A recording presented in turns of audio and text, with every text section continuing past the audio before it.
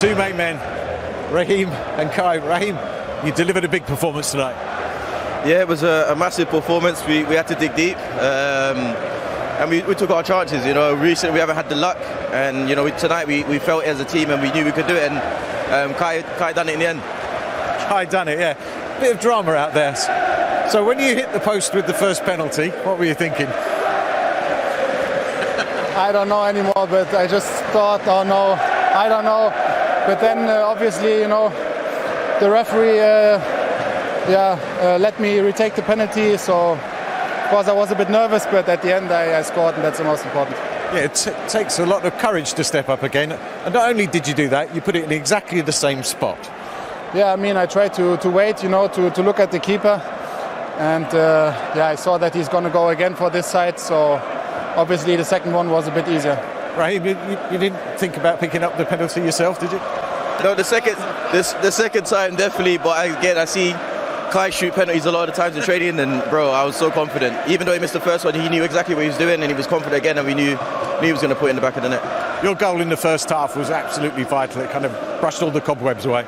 Yeah, a little missed kick in first touch, but then it landed perfectly, and then you know that set us on our way to build on that performance. That's another point. Are you going to build on this now? Because that's two wins, and this one was aggressive and on the front foot. Yeah, of course we have to. You know, I think the last few weeks were hard for us. You know, we lost a lot of games. So today was important for us because we know the Champions League is an important tournament. So it's our last tournament we're in at the moment. So we have to give everything for that. And today we showed character. We showed that we want to win this competition again, and that's the most important. And now we have to build on this and also win games in the Premier League. Congratulations, men. Thank you very much. Well played. Yeah, well played, those men. Let's just talk about Kai Havertz taking that penalty for the second time. I mean, that takes some bravery, right? Yeah, no, to be fair, he stepped up. He showed real courage and composure to step up, put it in the same place. I thought he was brilliant today. You know, he gets a lot of people say as a false nine or playing in different positions. I just thought he delivers. I thought he was absolutely fantastic. They showed real composure in big moments. They need somebody to step up. Raheem did it in the first half. Kai Havertz in the second. Imagine before leading into this game, the last few months, these players, not only the manager's been under a lot of pressure, the players as well, being criticised. A lot of these players have been used to success, been used to being called greats and good players consistently well. But they've had a period of time where it's been the fingers being pointed at them. What are you going to do? And this is a moment today where they can look at it and you can sense it with the players, the smiles on their faces, what this kind of means to this club and what this means to the individuals as well. And they've got to take this on now. This feeling here, suck this up, take this in the change room and let it continue. Yeah, enjoy it. It's huge pressure to play for any top club, but in particularly Chelsea over the years, because you've known under the last regime, you lose 2 or 3, 4 games, the manager could be out the door, the new manager might not like you, so you're never comfortable. No one at this club's ever been comfortable, no players. So you take that couple with all of the change, all of the noise around it, and you get a performance like tonight. I thought there was a little sparks of it on Saturday. Little bits of patterns of play were starting to work. Kai Havertz coming into the game. Owen's right, he was absolutely outstanding tonight. Forget about what it took to take the penalty again and do that. But it's a big moment in the season, Jake. A huge moment for Chelsea, and I can see that. You know, you won't want to be playing Chelsea in the next couple of weeks. And you're right when you say it's a big moment. I sometimes get that fear that we slip into sort of talking in cliches or saying things that aren't necessarily true. And you could say that before this game, this is a season-defining match. But actually, beforehand, you would question it maybe. Afterwards, you think, it really feels like it, doesn't it? It really feels significant, Owen.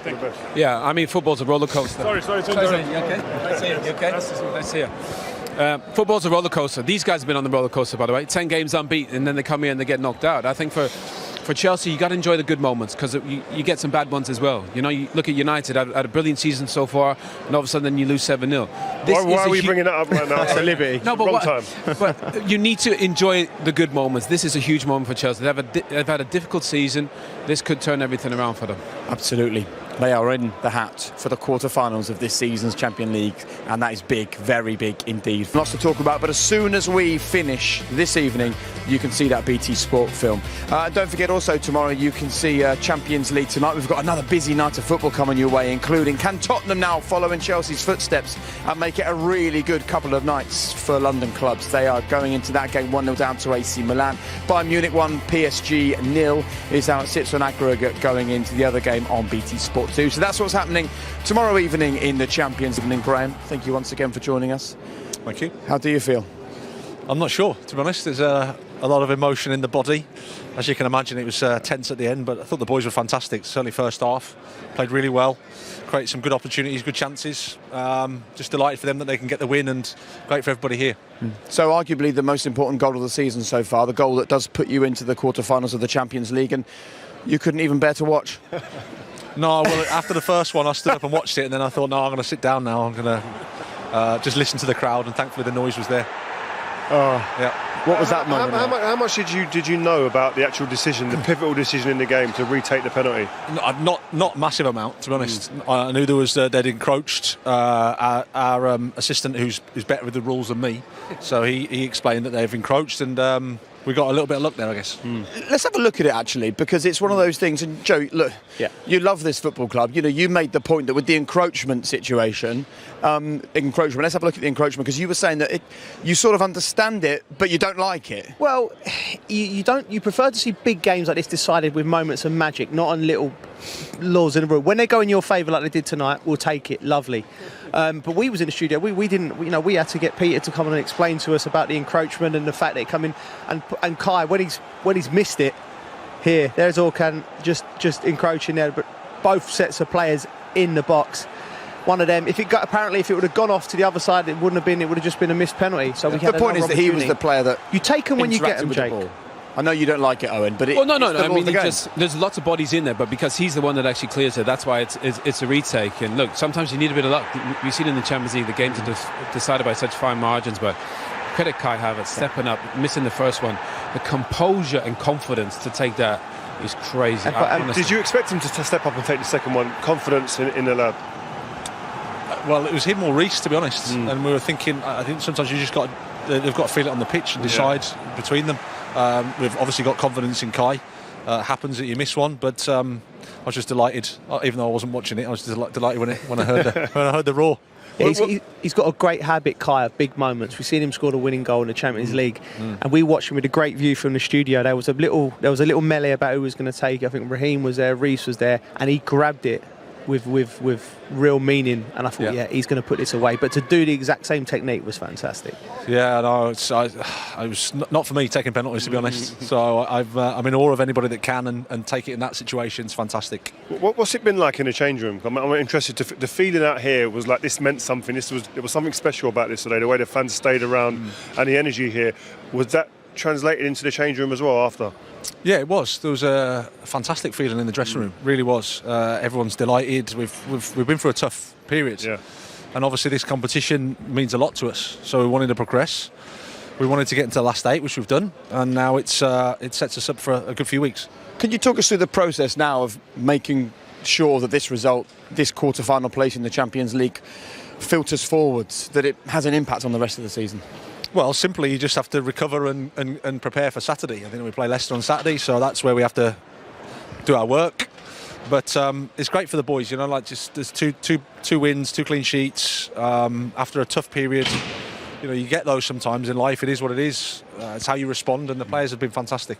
Graham, you must have been really proud of the way the players kind of approached the game. Really aggressive on the front foot, created so many opportunities. The front players looked like they were all interchanging positions, and Kai Havertz and Joe Fier, everybody looked like they had a hand in the attack today. Yeah, I thought it was important that we could put some pressure on them to not let them build up and try and get the crowd with us. You know, a few tackles, win the ball back high.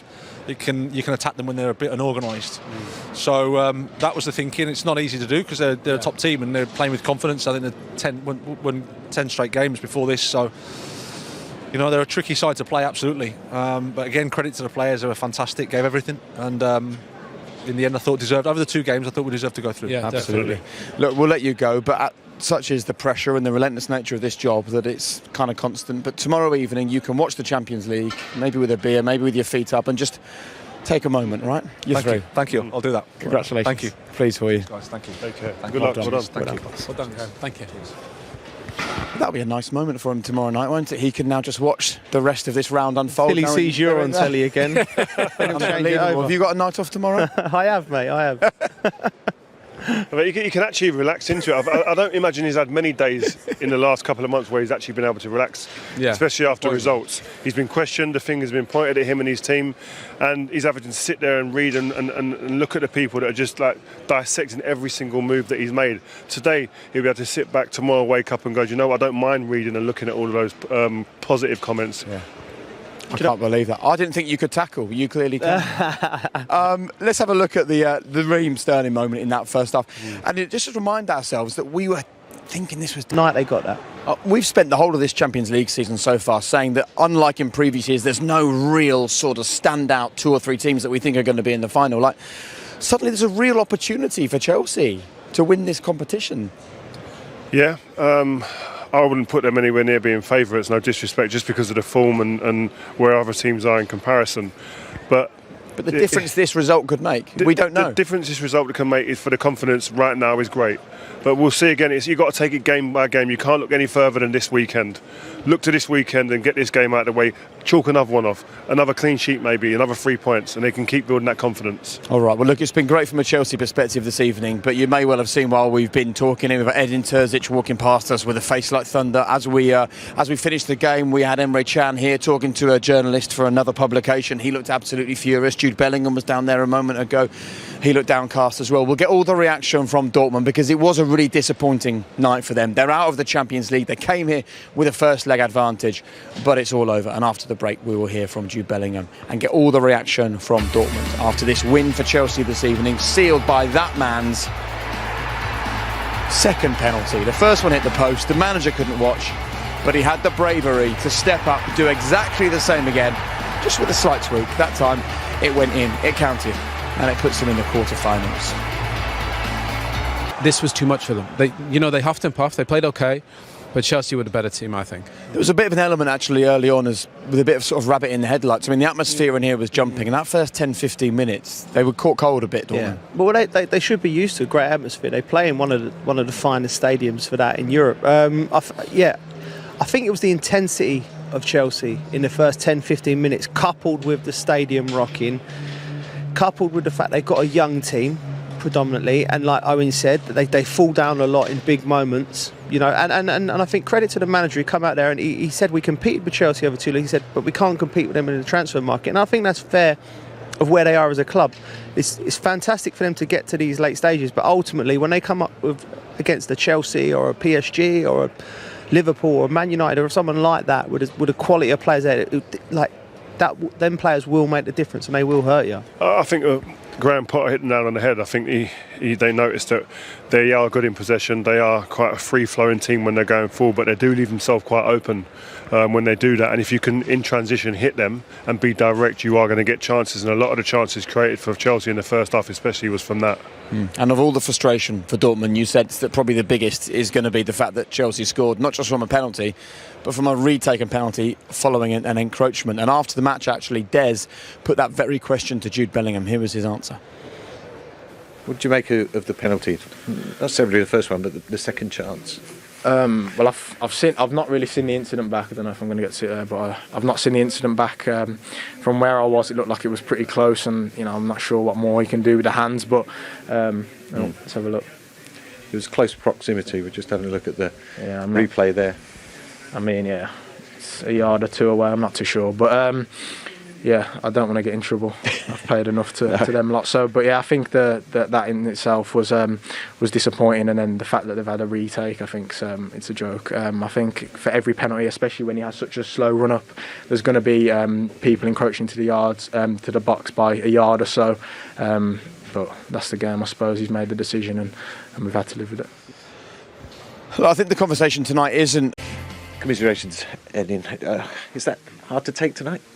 So first of all, a fair play to Chelsea and congratulations. It was 2 very tight games, and in the end, on this stage, inches are deciding about going to the next round or not. I think both games been very close for both teams, but in the end of the day, they deserved it. But I think we could have also deserved it tonight. What did you make of the penalty?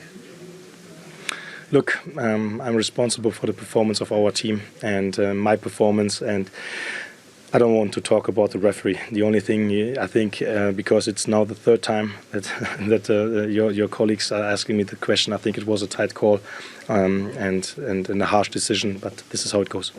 The game in the first half was pretty balanced, but then the Sterling goal seemed to change the atmosphere. I think the first 10 minutes you can feel the power, not only from Chelsea, also from the stadium.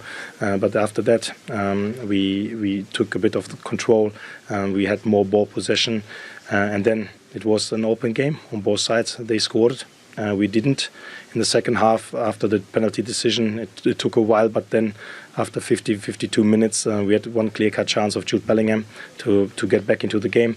And after that, we took the control. Then there have been a couple of moments where we have to defend on counter-attacks, many of them been offside situations.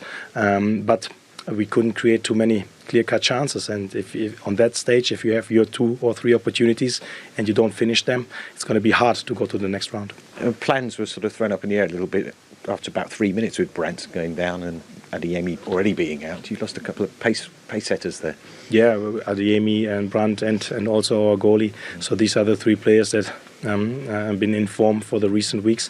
But that's also part of the game, and we adapted well. Gio came in and then took over the position, and we have enough quality in the team, and that's the good thing. If you see before the season, if you compare both teams, but I think these 2 games, and this is what we want. We don't want to compete with Chelsea on the transfer market. We want to compete with them on a match day, and I think we did it twice. Thanks very much. You're welcome. Listen, there's no doubt it was closer between these two, but I sort of get the impression that in the coming hours there'll be more and more frustration from Edin Terzic because they took the lead coming into this game. They had so many chances as well, didn't they? Not just early on, but at 2-0 just to try and take this game to extra time. Well, that wasn't the best Dortmund you could see, obviously. Despite the protestations and the frustrations from Dortmund, it's whether the laws of the game are how we would want them to be. Actually, Jude made a really good point, actually. If the run-up's that slow, it puts a lot of pressure on everybody kind of waiting to get in there. You know, you think he's going to shoot, and then he delays, and he's looking at the keeper. Part of the game. And I know, but you're already there. I'm not a fan of that rule, that encroachment. What is he encroached by? Well, look, let's have a look at the handball first of all. I mean, I think if you were playing today, you'd be spending your whole life trying to flick the ball onto an opponent's arm from 2 yards out. I'm surprised players are not. You know, you're getting into it. If you're in a position like Ben Chilwell finds his. You know, as long as he bends it around the silhouette, which he tries to, it hits an arm, you've got half a chance of getting a penalty. I mean, all of us looked at it in. I don't know how that's a penalty. All of us looked at it initially and went, no, he can't give it for that. But laws of the game. Crossing it, Joe, can he? It's not really going anywhere. It's just. I just don't think. I don't know. You can't get your hands out of the way of the penalty. You understand when someone takes their hand away from their silhouette, from their body, and it's out really wide and far from them. But when you could have made more effort.